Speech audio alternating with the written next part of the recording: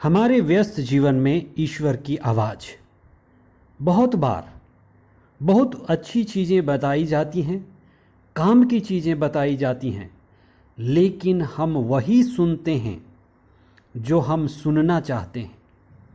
इसलिए ईसा ने कहा, जिसके सुनने के कान हों वह सुन ले।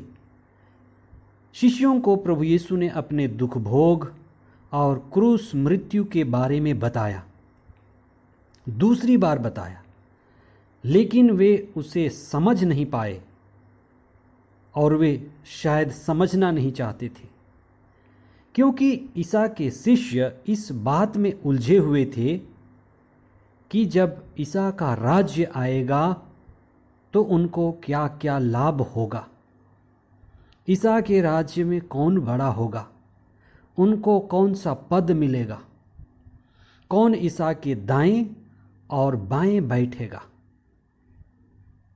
ये इन्हीं चीज़ों में व्यस्त थे और प्रभु यीशु के दुख भोग और क्रूस मृत्यु के महत्वपूर्ण बात को समझ नहीं पाए। 25वां सामान्य सप्ताह 25 सितंबर 2021 शनिवार। पहला पाठ नबी जकारिया का ग्रंथ अध्याय 2 पद संख्याएं 1 से 5 तथा 10 से 11 तक। संत लूकस का सुसमाचार अध्याय 9 पद संख्याएं 43 से 45 तक। जैसे जैसे हमारी उम्र बढ़ती है, जैसे जैसे हमारी समझ बढ़ती है और हम जब अपना होश संभालते हैं तो देखते हैं कि हमारा जीवन एक संघर्ष है, हमारा जीवन एक प्रतियोगिता है, यह एक अलग तरह का युद्ध है। इसीलिए बचपन से ही हम जीतना चाहते हैं या जीतना सीखते हैं।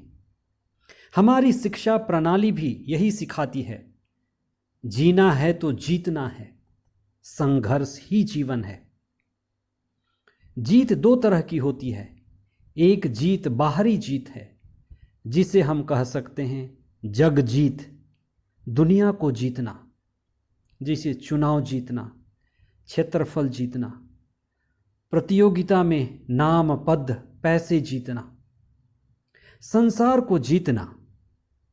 ईसा ने इस जीत को ज़्यादा महत्व नहीं दिया और उन्होंने कहा, मनुष्य को क्या लाभ यदि वह सारा संसार कमा ले, सारे जगत को जीत ले, सारे संसार में अपना अधिकार कर ले, लेकिन आत्मा गंवा दे।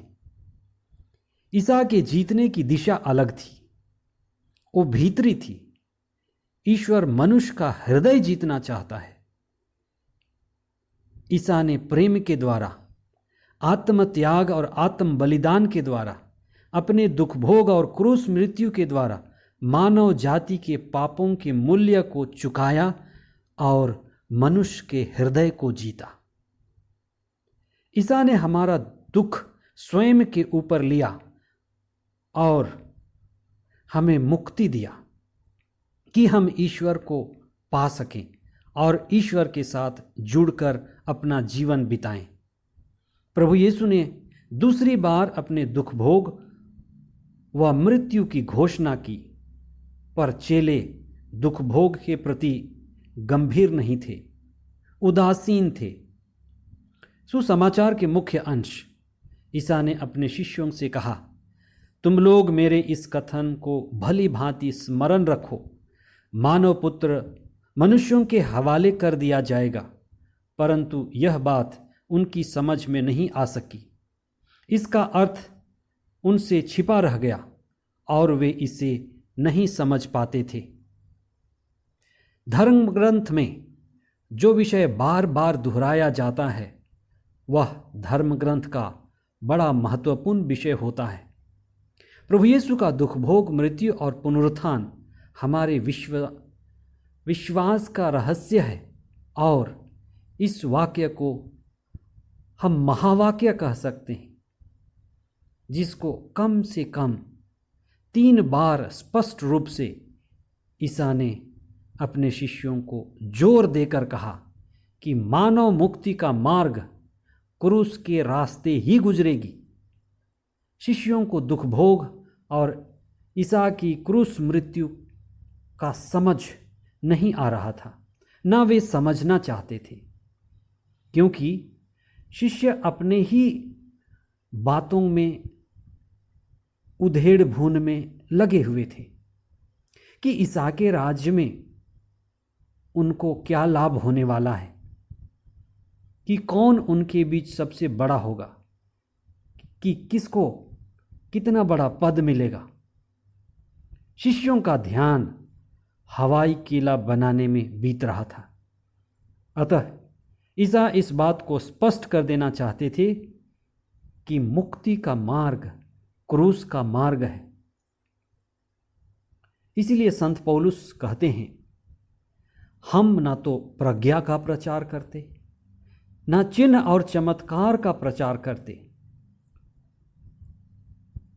लेकिन हम क्रूसित यीशु का प्रचार करते हैं, जो हमारी मुक्ति का विषय है। आज के पहले पाठ में नबी जकारिया इस्राएल के सभी लोगों को और पुरोहितों तथा अगुवाओं को आग्रह करते हैं कि ईश्वर अब उनके बीच निवास करेंगे। लोग अब प्रभु के मंदिर में निवास करेंगे और ईश्वर नगर की चार दीवारी बनाने में उनकी मदद करेगा और ईश्वर अपने लोगों को पूरी तरह से सुरक्षा प्रदान करेगा और उनके बीच निवास करेगा। और यह सब कार्य प्रभु की उपस्थिति में, पवित्र आत्मा की उपस्थिति में होगा। आइए हम विशेष प्रार्थना करें कि हम प्रभु यीशु के दुख भोग, मृत्यु और पुनरुत्थान के महत्व को समझ सकें, अपने जीवन के उतार चढ़ाव को भी प्रभु को समर्पित करें और श्रद्धा से प्रार्थना करें। हे प्रभु, हमें अपने जीवन के दुख तकलीफ, बाधाओं और सभी चुनौतियों को झेलने की शक्ति दे और दुख तकलीफ और परेशानियों में सदा हमारे साथ रह। हमें पवित्र आत्मा की प्रज्ञा और इतनी इच्छा शक्ति प्रदान कर कि हम आपसे जुड़े रहें और दुख में आपका नाम लेकर चुनौतियों का सामना करते हुए आगे बढ़ें। हर दुख में हमारे साथ रहिए और हमारी सहायता कीजिए। हम यह प्रार्थना करते हैं हमारे प्रभु ख्रीस्त के द्वारा, आमीन।